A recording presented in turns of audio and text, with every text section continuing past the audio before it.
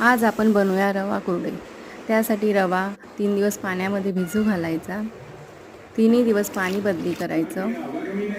सुती कपड्यामध्ये रवा गाळून घेऊया।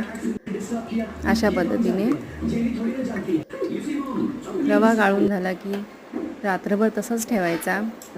सकाळपर्यंत पाणी सर्व वरती येईल ते पाणी काढून घ्यायचं आणि चीक आपला तयार आहे। गॅसवर पाणी गरम करूया।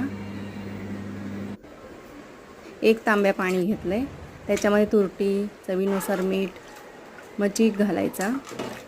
चीक चांगला हलवून घ्यायचा।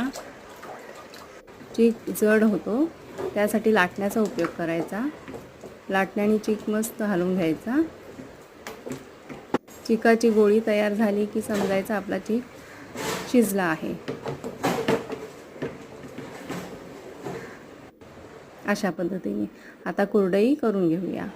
कुरडई छान उन्हामध्ये वाळवून द्यायची 2 दिवस।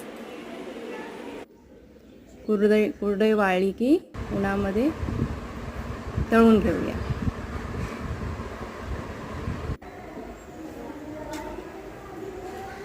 पहा आपली कुरडई छान तळल्या जाते। तुम्ही कशी करता ते पण मला सांगा। कमेंट बॉक्समध्ये कमेंट करा। छान झाली आहे ना कुरडई। कुरडई आता आपली तळली गेली, पाहू शकता तुम्ही।